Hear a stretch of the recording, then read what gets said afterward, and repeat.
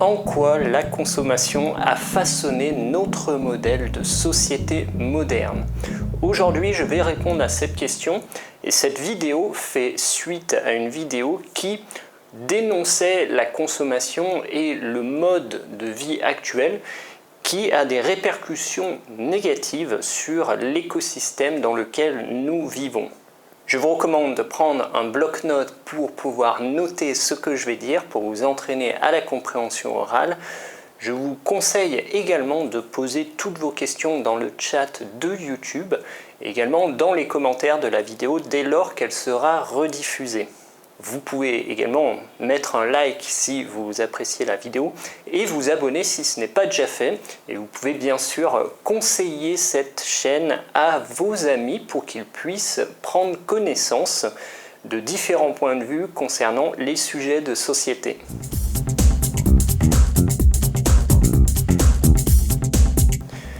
Il y a une formule très courante qui est cliché et qui veut que la société dans laquelle nous vivons est une société de consommation dont les ficelles sont tirées par des industriels qui s'enrichissent sur notre dos. C'est une sorte d'esclavage moderne. On a vu également dans une précédente vidéo que notre rythme de consommation effréné participe à la destruction de l'environnement, contribue à un épuisement des richesses naturelles et cela pourrait être un danger pour l'humanité entière. Alors aujourd'hui, je voudrais vous dresser un contre-argumentaire visant à défendre cette idée de la consommation, mais en même temps je vais néanmoins pointer certaines limites, des points que l'on n'aurait pas développés dans d'autres vidéos, et je vous propose aujourd'hui de regarder tout ça. Vous allez passer prochainement votre examen du DALF C1 ou du DALF C2. Luquet vous offre une préparation intégrale à l'oral ou à l'écrit. On fera des exercices en condition de l'examen. Notre équipe de professeurs examinateurs du DALF vous suit directement, corrige vos examens et vous donne des conseils personnalisés pour mieux réussir. La préparation Luquet intégrale vous permet d'être au maximum de vos capacités le jour de l'examen. Pour en savoir plus, je vous invite à vous rendre sur www.luquet.com.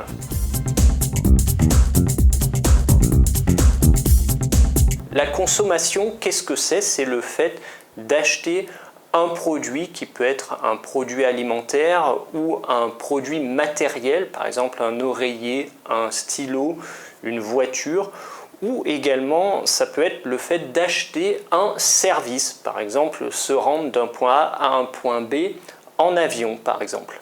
Dans la consommation, on voit qu'il y a des biens et qu'il y a des services et on peut questionner l'utilité de certains biens, certains services. Par exemple, acheter de la nourriture pour s'alimenter au quotidien est vraiment très utile car sinon on mourrait de faim. Par contre, acheter certains jouets pour enfants qui font beaucoup de bruit peuvent amener une question sur l'utilité de tels objets. Un trajet en bus, par exemple, pour aller travailler ou dans sa propre voiture, ce qui implique l'achat d'une voiture, est ainsi très utile car si on ne va pas travailler, on ne peut pas payer son loyer et on ne peut pas non plus se nourrir. En revanche, un voyage en avion à l'autre bout de la planète participe au confort, mais on peut quand même questionner l'utilité d'un tel voyage. Donc, dans tous les biens et les services que l'on consomme, on peut toujours observer une certaine utilité ou une certaine inutilité. Et c'est pas soit blanc soit noir, c'est vraiment un curseur que l'on déplacera entre l'utile et l'inutile. D'autre part, dans la consommation, on a des niveaux de qualité. Certains objets, certains services sont réduits au prix minimal et permettent d'accéder à ce bien ou à ce service, mais on sait que la qualité n'est pas forcément au rendez-vous. Par exemple, un vêtement que l'on achète très peu cher va durer peut-être quelques mois ou un an, alors qu'un vêtement que l'on va acheter un peu plus cher va durer plusieurs années. Donc la qualité est fonction d'un prix la plupart du temps, mais elle est fonction de ce que l'on souhaite mettre dans ce produit. La consommation ne se limite pas simplement à l'achat d'un produit ou d'un service, c'est une machine très complexe.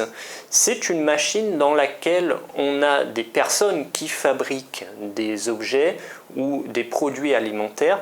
On a des personnes qui sont chargées de vendre ces produits alimentaires, ces services, et on a également une législation qui va tourner autour de ce système. Le système politique, en partie, encadre les pratiques de la consommation. Si l'on s'aperçoit qu'un produit est dangereux pour la santé, par exemple, le législateur va interdire un tel type de produit. Au contraire, si on se rend compte qu'un produit devient un produit de première nécessité, c'est-à-dire qu'on en a besoin absolument pour vivre, le législateur pourra, par exemple, limiter l'augmentation du prix de ces produits. Donc on le voit vraiment, la consommation, c'est vraiment lié à cette idée de l'économie, mais je reviendrai sur ce point un peu plus tard. Notre modèle de consommation que l'on voit aujourd'hui, c'est-à-dire qu'on peut se rendre dans les magasins pour acheter des vêtements, pour acheter de la nourriture, c'est assez facile, tout est présent à peu près partout dans le monde. Il y a quelques régions, on est d'accord, qui n'ont pas forcément accès à tout. Ça, c'est un autre débat, mais globalement, dans la plupart des pays du monde, dans les grandes villes en tout cas, on peut se rendre à peu près n'importe où et acheter à peu près n'importe quoi. Pour aborder ce principe de la consommation, je vais l'aborder sous différents aspects. Tout d'abord, je vais vous expliquer ce qu'est la consommation d'une manière générale. Ensuite, on fera un point sur l'histoire de la consommation. Je vous expliquerai un peu comment cela est né et quel a été le développement. Ensuite, je vous parlerai du système économique qui est rattaché au principe de la consommation et on évoquera dans un quatrième point les limites de ce système. Et enfin, je vous proposerai quelques solutions qui visent à appréhender les contraintes que l'on commence à ressentir aujourd'hui, qui sont autour de ce système de la consommation, et à prolonger les effets bénéfiques de ce système. Le développement de la consommation intervient dans un environnement d'après-guerre. C'est à la suite de la Seconde Guerre mondiale qui a fait des dégâts énorme, considérable pour beaucoup de nations dans le monde, que les pays se mettent autour d'une table et discutent d'un projet commun qui permettrait à chacun des pays de pouvoir se développer dans son coin, mais en même temps se développer avec les autres, en paix avec les autres. Et en fait, on cherche un moyen d'assurer la paix mondiale. Et la paix mondiale est assurée grâce au commerce. Aujourd'hui, on connaît l'OMC, l'Organisation mondiale du commerce, qui est née en 1995. Mais avant, il s'agissait des accords du GATT, qui étaient une sorte de coopération entre les pays et qui permettait à chacun des pays de commercer plus facilement avec ses voisins ou avec d'autres pays dans le monde. Et on s'est rendu compte qu'en faisant du commerce, chaque pays avait des ressources propres, avait des capacités propres et qui étaient complémentaires d'autres pays. Et ainsi, chaque pays faisait des échanges et assurait une transmission des savoirs, une transmission des produits. Et on avait beaucoup plus intérêt à coopérer avec les autres pays plutôt que de leur déclarer la guerre. C'est ce qui a permis vraiment d'assurer la paix depuis la Seconde Guerre mondiale. Alors attention, la paix est toute relative car certaines régions du globe ne sont pas épargnées par la guerre, mais ce n'est pas le résultat du système de consommation. Le système de consommation permet à 90% de la population sur la planète Terre de vivre en paix et de ne pas craindre d'être tué pendant son sommeil. Et on voit la période de paix dans laquelle on vit depuis près de 70 ans est une période qui est exceptionnelle dans l'histoire mondiale. On n'a jamais connu de période de paix aussi durable. Il y a donc un effet bénéfique du système de consommation qui est absolument important si l'on veut vivre en paix. Ainsi, lorsque les écologistes et des personnes qui assurent un cliché du système de consommation refusent catégoriquement ce principe, il faut faire attention que si l'on n'a pas ce système, on arrive à des situations qui sont des conditions d'avant-guerre, et on sait que si les pays ne coopèrent pas ensemble, s'ils ne participent pas ensemble, on aura forcément à un moment donné des tensions qui vont conduire à des guerres ouvertes entre les pays. Je voudrais vous parler du système économique. Mon enjeu aujourd'hui n'est pas de vous faire un cours d'économie, mais c'est simplement de vous donner quelques éléments pour vous permettre de comprendre quel est l'enjeu de la consommation dans le monde dans lequel on vit. Qu'est-ce qu'on fait finalement avec cette consommation? L'économie, c'est quoi? C'est de l'argent qui circule. L'argent, ça circule d'un acheteur à un vendeur. Et le vendeur devient acheteur d'un autre vendeur. D'accord? Donc c'est de l'argent qui circule à différents degrés dans la population, entre les pays, entre les entreprises, voilà, entre tous les acteurs de l'économie. L'argent, c'est pas quelque chose de réel, c'est virtuel. Quand je prends par exemple cette télécommande, c'est un objet réel qui a été fabriqué à partir de matériaux réels que l'on a trouvés dans la nature. Mais quand je donne un billet de 10 € par exemple pour acheter cette télécommande, c'est un billet qui a été fabriqué virtuellement. Les 10 € n'existent pas, c'est vraiment moi qui considère que ces 10 € valent 10 € et le vendeur qui me vend cette télécommande qui considère également que ce billet vaut bien 10 €. Ces 10 €, c'est un principe de confiance entre l'acheteur d'une part et le vendeur d'autre part, qui a été établi dans une histoire économique. D'accord ? Autrement dit, l'argent est synonyme de confiance. C'est parce que moi j'ai confiance en ce billet de 10 € et que le vendeur également a confiance et que les banques dans lesquelles on va pouvoir placer ces 10 € ont également confiance en cet euro, que tout le monde peut travailler ensemble. Donc l'argent, la circulation de l'argent est vraiment virtuelle, c'est une confiance que l'on accorde au système. Et quand on le voit bien, il y a des systèmes, par exemple le système de l'euro qui est un système plutôt confiant. On sait que les Européens qui possèdent cette monnaie ont suffisamment de travail, ont suffisamment de ressources et on adopte une certaine confiance face à cette monnaie. Il y a d'autres pays qui sont moins développés, qui ont moins d'opportunités, peut-être moins d'écoles pour éduquer des ingénieurs ou des scientifiques. Et ces pays ont des monnaies qui sont moins fortes car les autres pays accordent moins de confiance à la monnaie de ce pays. Donc l'argent, c'est vraiment l'idée de la confiance. J'ai confiance dans le fait que l'argent que j'ai vaut aujourd'hui peut-être cette télécommande, mais dans 10 jours, il vaudra toujours la même chose, et dans 3 mois, toujours la même chose, et dans plusieurs années, ce sera toujours valable. Donc c'est vraiment de la confiance sur l'avenir.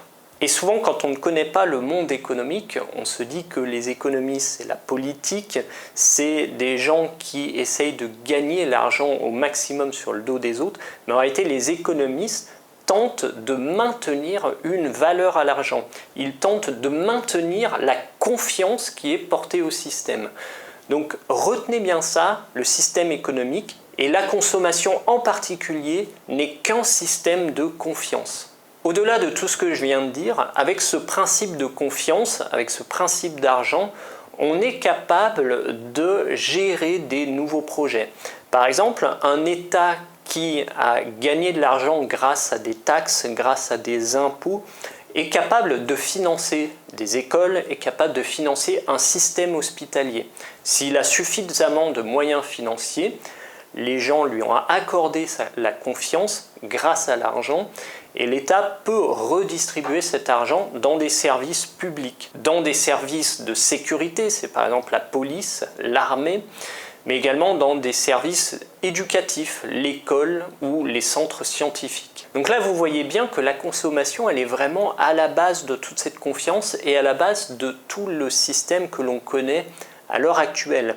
Si on n'avait pas enrichi volontairement ce principe de la consommation entre les pays, on aurait un développement mondial qui serait beaucoup plus faible. Je ne dis pas que c'est bien ou que c'est pas bien, j'explique simplement le fait que le monde dans lequel nous vivons a été établi grâce au principe de la consommation. Je voudrais présenter maintenant les limites de ce système. Alors on le voit, l'argent, c'est vraiment la confiance, c'est le fait qu'on croit en l'avenir, et certains pays croient tellement en l'avenir qu'ils créent de l'argent virtuel. D'accord ? C'est le cas par exemple de l'Europe qui crée de l'argent dès lors qu'il y a une crise. On l'a vu avec le coronavirus, l'Europe a prêté de l'argent au pays, mais quand elle prête de l'argent, en réalité elle crée de l'argent quelque part, c'est de l'argent virtuel, d'accord ? Alors je vous montre ce schéma ici qui indique que le système économique est un système dans lequel on a un certain nombre d'argent, une certaine valeur d'argent. C'est en général représenté par le PIB de chaque pays. Les consommateurs qui sont à divers niveaux, ce n'est pas que le particulier, ça peut être des entreprises, ça peut être des États également qui peuvent être consommateurs. Les consommateurs donnent de la confiance à ce système en donnant de l'argent qu'ils ont reçu d'ailleurs d'autre part. Ils donnent de l'argent, donc ils donnent de la confiance au système. Lorsque la Banque de France ou le Fonds monétaire international créent de l'argent, ils injectent de l'argent dans ce système, et pour compenser les choses, il faut que les acteurs accordent encore plus de confiance au système. Donc c'est vraiment un jeu dangereux lorsqu'on crée de l'argent virtuel, car ça implique l'adhésion des acteurs, ça implique que la confiance soit donnée dans le système, et ça implique toute une communication qui va aller dans ce sens. C'est le jeu des politiques ici d'impliquer les acteurs pour qu'ils aient confiance dans le système. Et c'est vraiment un travail qui est assez difficile, on le voit bien.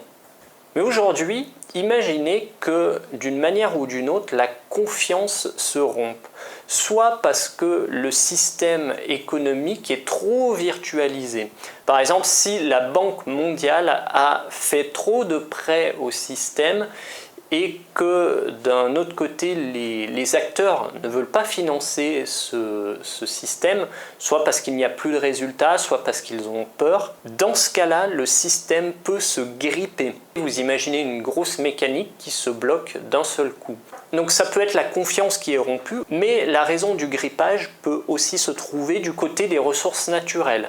Par exemple, les éléments que l'on va utiliser pour fabriquer des vêtements, pour fabriquer des ordinateurs ou pour fabriquer de la nourriture tout simplement, peuvent un jour ou un autre être en pénurie. On l'observe d'ailleurs sur certains éléments aujourd'hui. Si ces éléments sont en pénurie, on n'est plus capable d'alimenter un secteur de l'économie, et forcément les acteurs qui vivaient sur ce secteur perdent confiance et on a des problèmes économiques. Alors j'espère que vous arrivez bien à comprendre avec mon petit schéma sur le système économique, car c'est vraiment ça, la consommation, c'est on alimente un système qui est virtuel grâce à une confiance qui est accordée à ce système, et la confiance, on la mesure avec l'argent que l'on investit dans le système.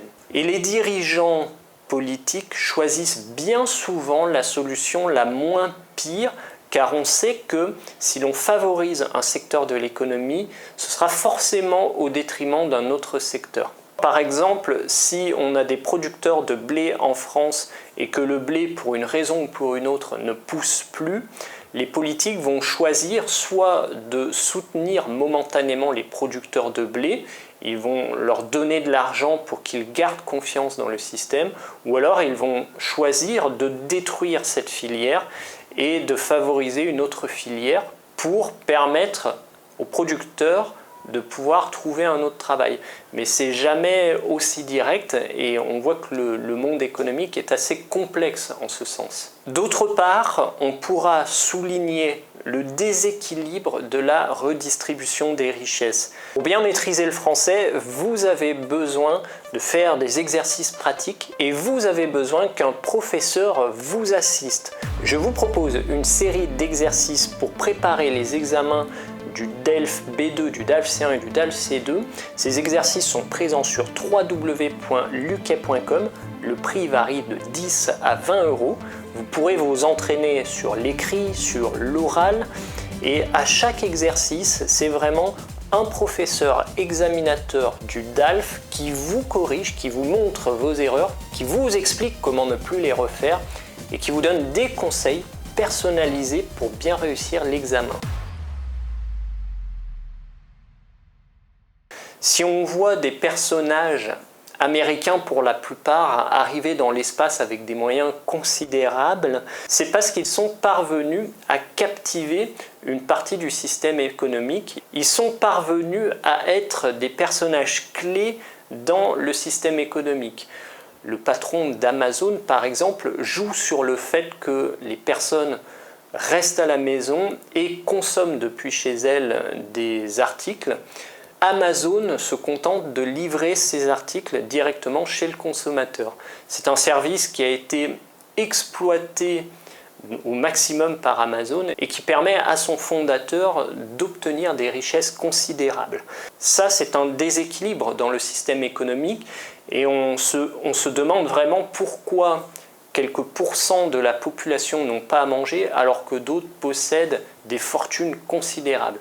Donc ici, effectivement, il y a une prise de conscience à faire, il y a une prise de conscience à avoir de la part de ces personnes richissimes et il faudrait peut-être qu'ils pensent à envisager la redistribution de leurs richesses d'une manière qui permette à tout le monde de ne pas mourir de faim.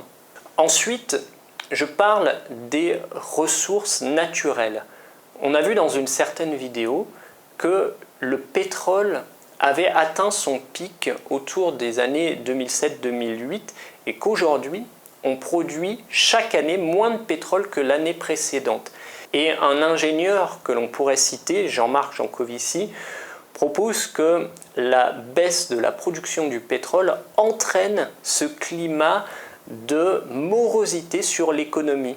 En effet, il suggère que les machines sont alimentées par du pétrole et donc si on a moins de pétrole, on fait fonctionner moins de machines et donc on fait tourner moins l'économie. On peut le voir sur le pétrole, mais on peut le voir également sur d'autres aspects des ressources naturelles.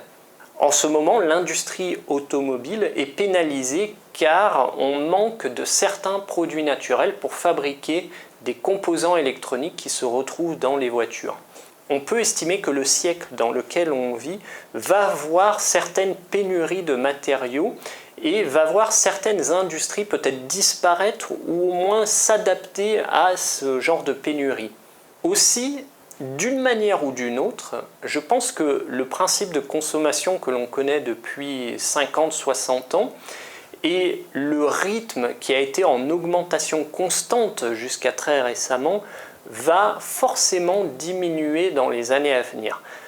Alors, si on veut permettre à chacun de garder un emploi, peut-être pas le même emploi qu'il a connu jusqu'à présent, si l'on veut permettre à chacun d'avoir suffisamment de moyens financiers pour garder confiance dans ce système économique, il y a lieu de remplacer l'économie basée sur des ressources naturelles par une économie qui est basée peut-être sur de l'intellectuel. C'est ma solution, c'est-à-dire que lorsque vous participez à ce cours, lorsque vous achetez les cours sur ma plateforme par exemple, ou lorsque vous faites une préparation aux examens du DALF avec moi, vous participez à l'économie intellectuelle. C'est-à-dire que vous n'achetez plus un produit qui est issu de la nature, vous n'achetez plus des matériaux que l'on a retirés dans la nature, gratuitement d'ailleurs, vous achetez un service intellectuel qui vous est adapté et vous fait tourner l'économie, vous garantissez le système économique tel qu'il est.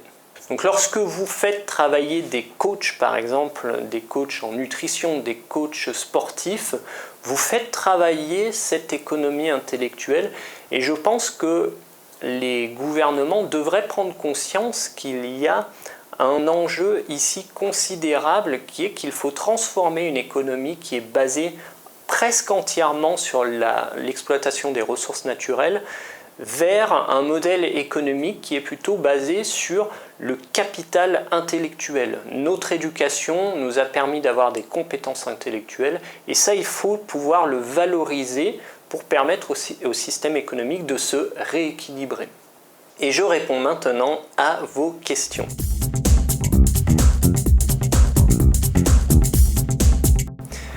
Au lieu d'une guerre alimentaire, n'assisterons-nous pas dans les années à venir à une guerre sur les matériaux? Effectivement, cette question de la guerre sur les matériaux est déjà posée depuis très longtemps et j'ai fait une vidéo qui vous montre la guerre qui est produite sur le pétrole. Cette guerre des matériaux va forcément avoir lieu d'une manière ou d'une autre. Et plus le matériau sera précieux, c'est-à-dire plus on peut en retirer d'argent, plus les pays vont avoir tendance à aller chercher ce matériau là où il est et peut-être à déclarer des guerres sur des zones qui étaient en paix jusqu'à présent. Il faut comprendre que la plupart des guerres avant étaient des guerres alimentaires et on se battait vraiment pour manger. On n'a rien à manger, on va se battre jusqu'à la mort s'il faut pour pouvoir manger. Aujourd'hui, on trouve à manger d'une manière ou d'une autre. La guerre se base plutôt sur le maintien de l'équilibre économique. Si l'on maintient un équilibre, on est plutôt en paix, tout le monde a à manger, tout le monde peut consommer et les pays gardent un système de paix mondial. Mais effectivement, les matériaux qui permettent d'accéder à ce principe de la paix sont en quantité limitée sur la planète et forcément il y aura un jour ou l'autre où les quantités de tous les matériaux vont diminuer jusqu'à un point où on n'en trouvera pas. Donc les industriels et les États vont forcément se battre pour obtenir le maximum de matériaux et assurer leur richesse personnelle avant leurs voisins. L'économie intellectuelle peut-elle complètement se substituer à une économie de la consommation? Dans une certaine mesure, oui. Par contre, dire qu'elle peut complètement se substituer, je ne crois pas que cela soit possible. On aura toujours besoin de certains biens de consommation, des vêtements, des meubles pour travailler, ou tout simplement de l'alimentaire. Donc on aura forcément besoin d'une économie de la consommation.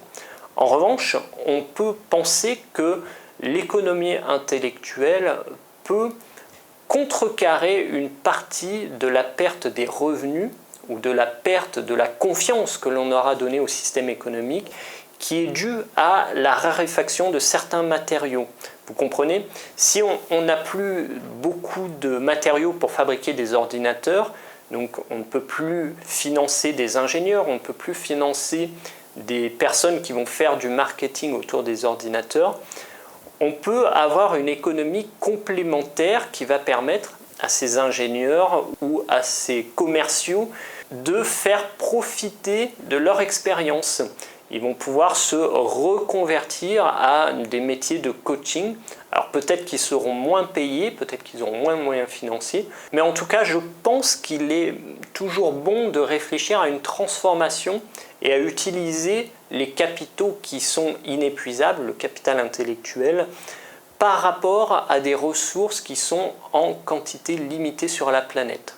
On ne pourra pas faire 100%, mais si on fait un juste équilibre, on peut parfaitement prolonger notre système de consommation que l'on connaît actuellement, tout en l'adaptant aux contraintes qui sont actuelles.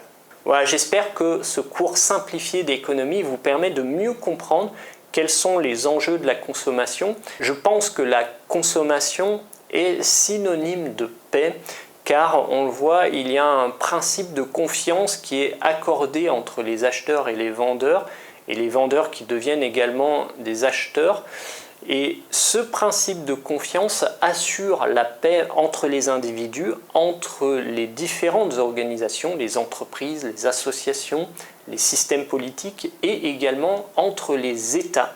Donc la consommation n'est pas à bannir, mais il faut qu'elle tienne compte des contraintes écologiques et de la raréfaction des matériaux. Si vous avez des solutions à proposer, je vous invite à les inscrire dans les commentaires de cette vidéo. Et si vous n'avez pas d'autres questions, je vous dis à la semaine prochaine pour un prochain cours. Merci à vous.